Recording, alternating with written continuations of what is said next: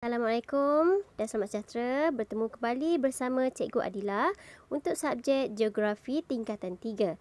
Okeylah, untuk hari ini kita akan masuk tajuk baru iaitu bab 8. Tajuknya adalah tumbuh-tumbuhan semula jadi dan hidupan liar di dunia. So diharapkan pada hari ini murid-murid dapat fokus dan beri kerjasama tumpuan sepenuhnya semasa proses PDPR. Jom kita lihat apa standard pembelajaran yang ingin dicapai pada hari ini. Okey, baiklah anak-anak. Okey, untuk hari ini kita akan cuba mencapai dua standard pembelajaran iaitu 4.11 mengenal pasti tumbuh-tumbuhan semula jadi dan hidupan liar di gurun panas, hutan monsun tropika, hutan daun luruh sederhana dan hutan konifer. Yang kedua ialah 4.1.2 menjelaskan melalui contoh ciri tumbuh-tumbuhan semula jadi dan hidupan liar di gurun panas, hutan monsun tropika, hutan daun luruh sederhana dan hutan konifer. So, untuk objektif pada hari ini ada dua So, sekurang-kurangnya, yang pertama, sekurang-kurangnya murid dapat mengenal pasti 4 jenis tumbuh-tumbuhan semula jadi di gurun panas, hutan monsun tropika, hutan daun luruh sederhana dan hutan konifer. Yang kedua, murid dapat menyatakan sekurang-kurangnya 4 jenis ataupun nama hidupan liar yang terdapat di gurun panas, hutan monsun tropika, hutan daun luruh sederhana dan hutan konifer. Baiklah, jom kita terus kepada pembelajaran. Okey, ini adalah salah satu pemandangan hidupan liar dan tumbuhan semula jadi di luar negara. Cantik betul tak?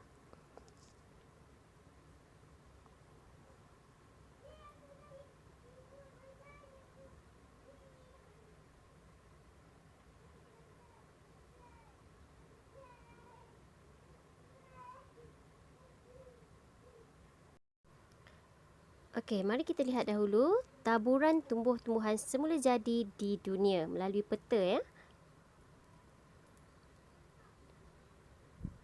Okey, ini adalah peta dunia. Di sini cuba lihat di bawah petunjuk sana. Terdapat tumbuh-tumbuhan semula jadi ada 4 hutan konifer yang berwarna oranye, kemudian hutan daun luruh sederhana yang berwarna coklat kelabu, kemudian hutan monsun tropika yang berwarna hijau pekat, kemudian gurun panas yang berwarna hijau muda. Murid dapat lihatlah di peta dunia tersebut bahagian atas sekali berhampiran dengan kutub kan. Kawasan tu sejuk, so dipenuhi dengan hutan konifer. Nanti kita akan pergi lebih lanjut bagaimana hutan konifer tu apa dia punya ciri-ciri tumbuhan dia dan sebagainya. Okey, bawah dia adalah hutan daun luruh sederhana, kemudian hutan monsun tropika yang berwarna hijau So dekat Malaysia tu kosong kan, sebab kita dah belajar tumbuhan semula jadi di Malaysia pada bab 3. So yang di sini ni dekat luar negara sajalah. So gurun panas di kawasan gurun di kawasan panas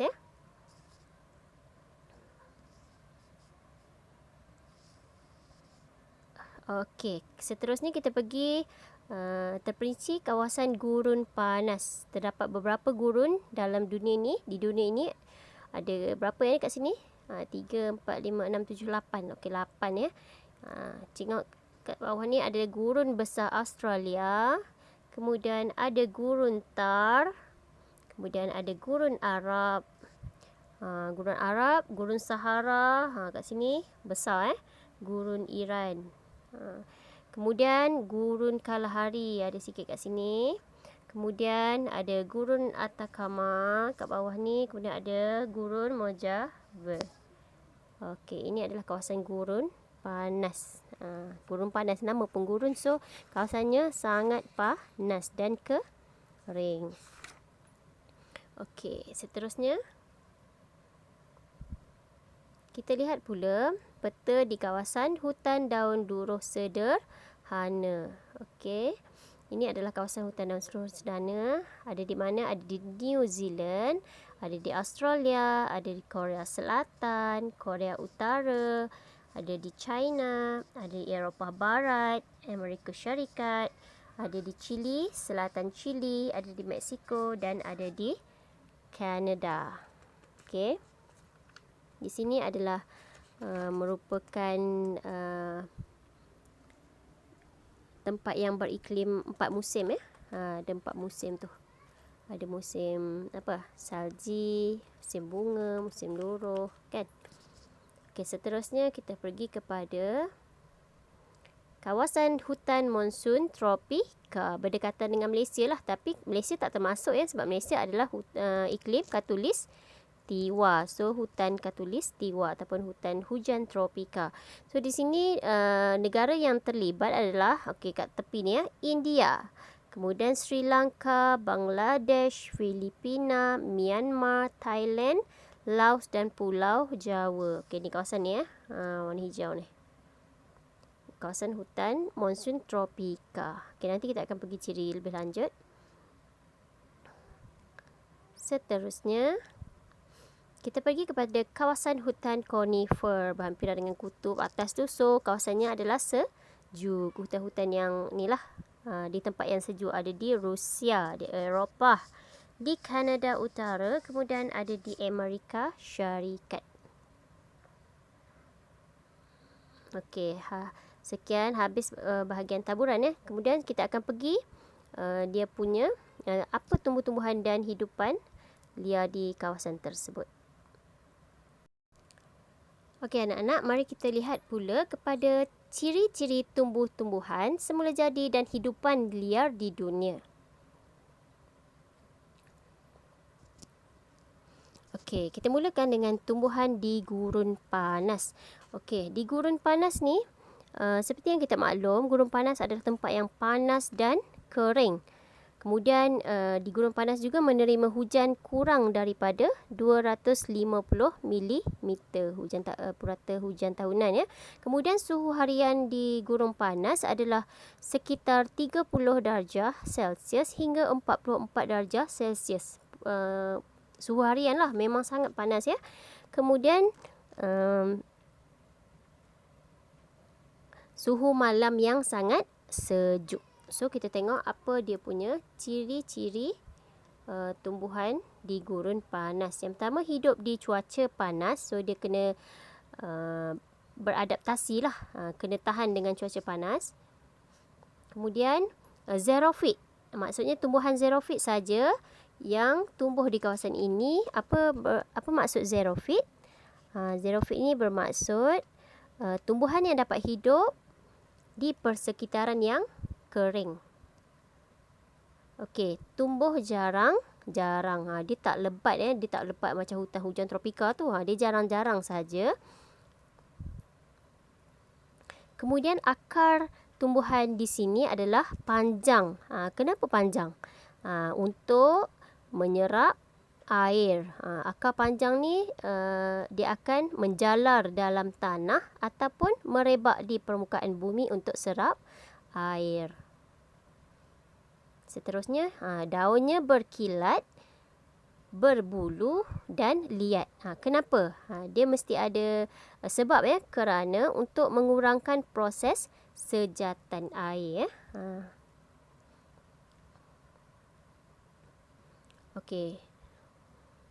Kita tengok tumbuhan apa ya. Okey, ini contoh tumbuh-tumbuhan gurun panas. Yang pertama adalah apa namanya? Kaktus. Sekarang pun ramai orang tanam kaktus dekat Malaysia kan, tanam dalam pasu, betul tak? So dekat gurun panas ni memang tumbuhan semula jadi kat sana lah, tak perlu tanam, memang ada kat sana ya. Kaktus boleh simpan air kat dalam dia punya pokok tu ya. Kemudian yang kedua adalah prickly pear. Okey. Ni semua yang bertahan panas lah. Tak bolehlah awak tanam durian kat sana, tak tahan panas ya. Okey, rumput esparto. Kemudian pokok akasia bantut.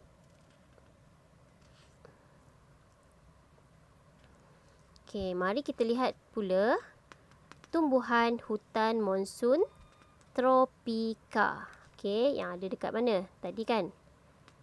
Dekat Thailand, Myanmar kan? Okey, mari kita lihat. Berkayu keras.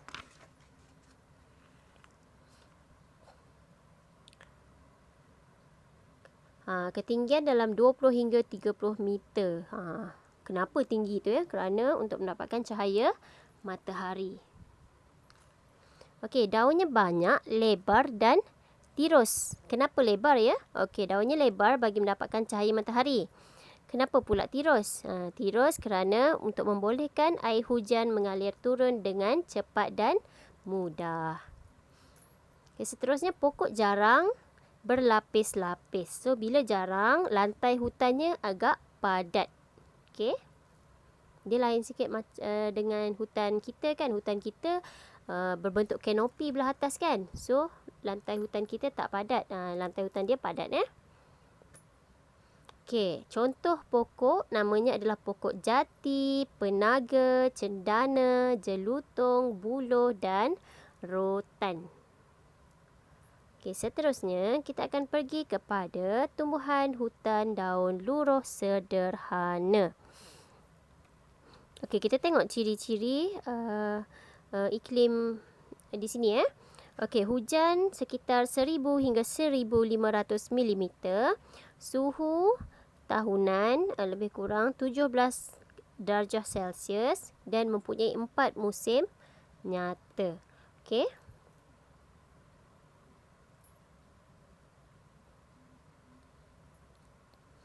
Okey, yang pertama, pokok kayu keras bernilai. Yang kedua, pokoknya banyak cabang. Yang ketiga, daunnya nipis dan lembut. Keempat, batang berbentuk silinder. Berkulit tebal. Kenapa berkulit tebal? Untuk mengurangkan transpirasi, iaitu kehilangan air secara penyejatan. Okey, contoh nama pokok-pokoknya adalah pokok oak, ash, elm, berangan, maple, poplar dan beech. Okey. Seterusnya kita pergi kepada tumbuhan hutan conifer. Kita pergi ciri iklim sekejap ya. Okey, musim panas sederhana sejuk, iaitu lebih kurang 10 darjah Celsius. 10 darjah Celsius kan sejuk. Itulah musim panas dia dan tempohnya agak pendek. Tetapi musim sejuknya melampau. Maksudnya terlalu sejuk dan panjang. Okey. Kemudian hujan sederhana lebat, iaitu sekitar 380 hingga 635 pada musim panas. Musim panas yang 10 darjah Celsius tadilah, tak panas mana kan. Okey, kita tengok ciri-ciri. Yang pertama, sedikit spesies pokok. Spesies pokok sikit sangat kan. So, tumbuhan yang sama je lah nampak. Selalu dekat kalender ni ya. Berbentuk kon. Nampak tak dalam gambar ni? Berbentuk kon kan. Awak tengok pokok Christmas kan? Bentuk kon. Kenapa berbentuk kon? Kerana untuk elak salji berkumpul. Sebab kat sana salji lah kan? Okey, seterusnya. Daun kecil halus berbentuk jarum dan bersalut lilin. Kenapa tirus dan kecil tu? Kerana untuk elak kehilangan air melalui proses transpirasi. Kenapa bersalut lilin pula? Okey, bersalut lilin untuk elak ancaman frost, membeku sebab sana terlalu sejuk. Okey, batang berkulit tebal, lurus dan tinggi. Okey, kita pergi kepada nama dia adalah pokok pine, fir, spruce dan cedar. Okey, seperti dalam gambar lah. Kemudian akarnya adalah pendek. Okey, ini bahagian tumbuh-tumbuhan. Jom kita tengok pula apa haiwan yang terdapat di persekitaran hutan tadi ya. Okey, mari kita lihat sekejap. Tumbuhan semula jadi di luar negara ya. Sangat cantik ya, sangat indah.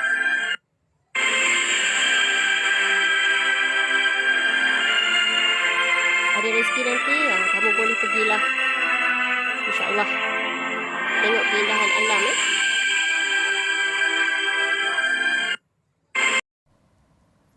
Okeylah, seterusnya kita akan pergi kepada ciri-ciri hidupan liar di dunia. Di tempat tadilah.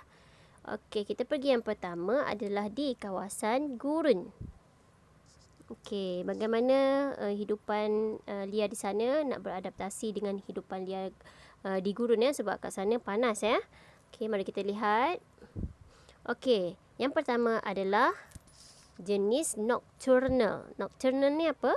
Maksudnya haiwan ni aktif waktu malam. Kenapa waktu malam aktif, waktu siang tak aktif? Sebab siang terlalu panas. So, dia akan mencari makan pada waktu malam. Yang kedua, berteduh di bawah pokok. Sebab panas sangat, so terpaksa berteduh di bawah pokok. Okey, seterusnya sembunyi di dalam lubang. Ya, dalam lubang, di dalam tanah, sebab untuk mengelakkan haba yang terlalu panas. Aktif pada waktu malam untuk mencari makan lah.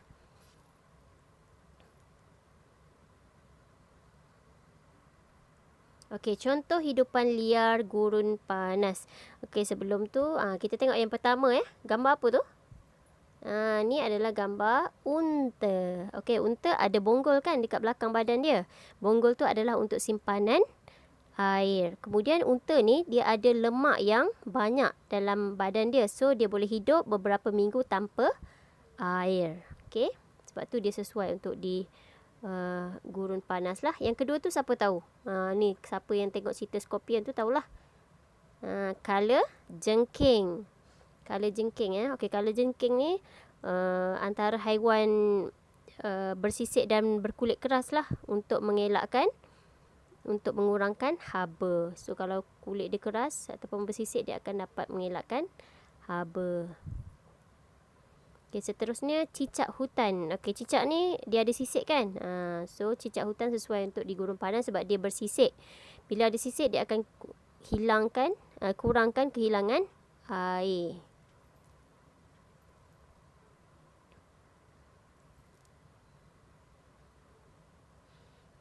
Okey, contoh lain adalah tu apa tu? Bukan tikus mondok dia tikus jerboa. Okey, tikus jerboa ni duduk dalam tanah untuk mengelakkan panas. Ni tikus jerboa. Kemudian musang fennec. Cuba tengok pada telinga dia. Telinga dia, musang ni, dia punya telinga lebar berfungsi sebagai penyejuk. Dia ada fungsi sendirilah kan. Okey, seterusnya Adex antelope. Okey. Kemudian last sekali adalah rusa gazelle. Okey, saya harap dapat ingatlah jenis-jenis haiwan ni nama-nama ni. Sebab dalam soalan selalu ditanyalah, dia kata selalu dalam soalan struktur lah, namakan ataupun nyatakan 3. Biasa 3 lah 3 ataupun 5 ke. 3 nama haiwan yang terdapat di gurun panas. So, saya harap dapat hafal lah. So, selain tu ada serangga Serangga di gurun panas ni, dia tidur siang dan mencari makan pada waktu malam. Kemudian serangga ni tinggal dalam tanah. Itu untuk tambahan lah. Okey, seterusnya kita pergi kepada hidupan liar di hutan monsun tropika. Okey, monsun tropika ni saya lupa nak nyatakan ciri dia. Okay, kita lihat dulu ciri monsun tropika ni. Dia lebih kurang dengan iklim khatulistiwa, cuma dia ada musim kering yang nyata. Okey, musim kering yang nyata. So, hujan dia adalah 1000 hingga 2000 mm hujan tahunan. Kemudian suhu dia sekitar 28 darjah Celsius. Okey, kita tengok apa jenis. Berbulu nipis. Okey, dia sebab bukan tempat sejuk so nipis sajalah, berbulu nipis, tak perlu tebal lah. Okey, seterusnya kulit berkedut. Saiznya besar. Cuba tengok gambar kan. Ada gajah, ada singa, ada zirafah kan. Okey, contohnya rusa, gajah, monyet, burung, harimau Bengal, buaya. Okey.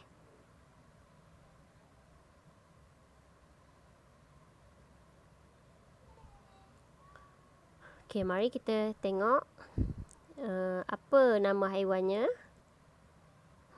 dapat menyesuaikan diri dengan perubahan musim. Semua haiwan ni dapat menyesuaikan diri dengan perubahan musim. Berhijrah. Dia akan berhijrah. Okey, berhibernasi. Okey, untuk untuk hidupan liar hutan daun luruh pula, cirinya dapat menyesuaikan diri dengan perubahan musim, berhijrah, kemudian berhibernasi. Apa dia maksud hibernasi? Hibernasi ni teraktif atau tidur sepanjang musim sejuk. So, nanti musim panas nanti dia akan berhijrah.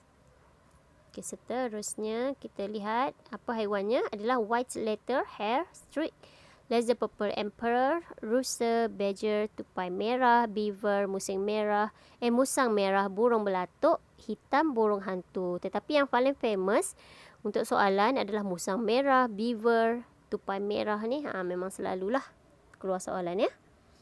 Okay, seterusnya kita pergi kepada hidupan liar hutan conifer. Kat tempat sejuk tu haiwan apa yang ada? Okey. Aktif pada musim panas. Okey, musim sejuk kan, tak boleh nak bergerak pun. Okey, yang kedua berpindah ke kawasan panas. Seterusnya, ini adalah antara namanya beruang. Mempunyai bulu yang tebal kan untuk cover haba daripada sejuk. Okey. Untuk cover sejuk juga moose, lynx, tupai merah, burung hantu, belatuk, burung blue jay dan burung raven. Okey, untuk gambar-gambar haiwan kamu boleh rujuk buku teks dalam tu ada semua gambar-gambar haiwan dan hidupan serta hidupan tumbuhan semula jadi yang ada di kawasan-kawasan tersebut lah. So untuk hari ini itu saja bahagian penerangan. Lepas ni kita tengok sedikit video Okey, mari kita lihat sikit video berkaitan dengan kenapa haiwan berhibernasi pada musim sejuk. To pause the video and discuss. Okay, you ready? Here's one important clue. Have a look at these animals that don't hibernate in winter and pay attention to the kinds of things they eat, like this cardinal or this squirrel. You see that? Notice that they're eating things like seeds and nuts, either that they've stored up from earlier in the year or that people have put in feeders for them. In wintertime, there's definitely not as much food around for these animals as there would be in summertime.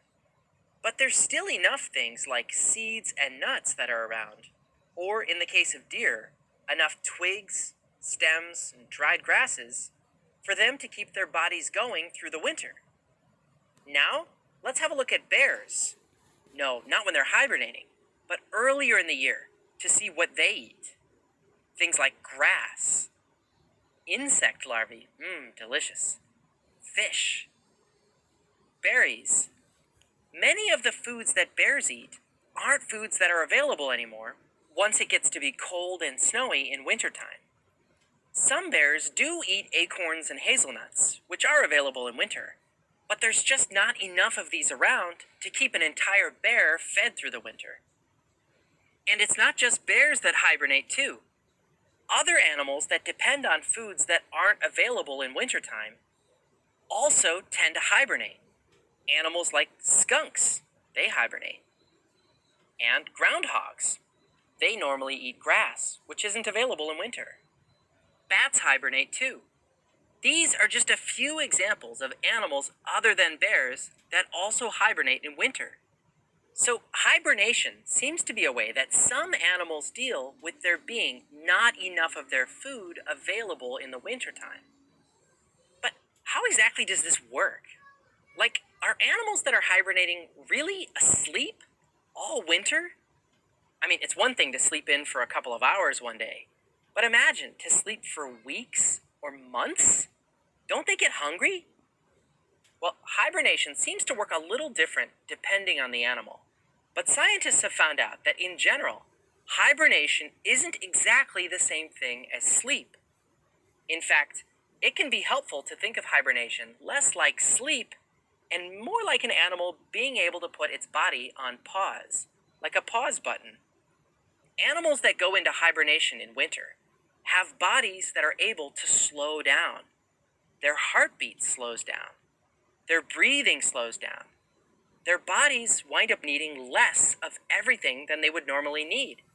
Less oxygen, less water, less food. How do their bodies do this? Well, so far, most of this is still a mystery. We're only just beginning to figure some of it out. There's lots we don't yet understand. But keep in mind, even though a bear hibernating is a bit like putting its body on pause, it doesn't mean a bear's body stops completely.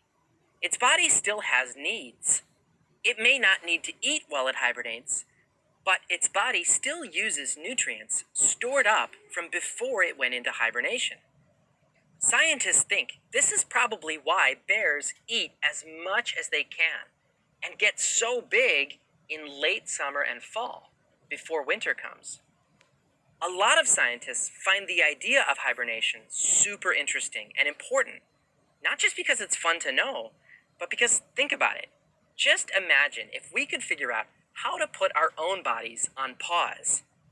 That would give us the ability to pause someone who's sick or injured and get them to the doctor in time. Or maybe even the ability to one day pause ourselves, wait a few hundred years, and get unpaused, having traveled through time. So, in summary, bears hibernate as a way to deal with not having enough food in winter. Hibernation looks like sleeping, but in some ways, it's more like an animal being able to put its body on pause. That's all for Okey, this week's question. itu je. Thanks, Anthony, for asking it. Now, for the next episode. Okey, setakat ini sahaja penerangan saya untuk tumbuhan-tumbuhan semula jadi dan hidupan liar di dunia di setiap kawasan. So, lepas ni kita akan bagi link untuk kamu tengok video berkaitan tempat-tempat tersebut ya. Okey, diharapkan semua dapat menghafal 5 jenis tumbuh-tumbuhan di setiap hutan yang kita telah pelajari dan seterusnya menghafal sekurang-kurangnya 4 jenis hidupan liar yang terdapat di kawasan tersebut. Okey, jumpa lagi. Assalamualaikum warahmatullahi wabarakatuh.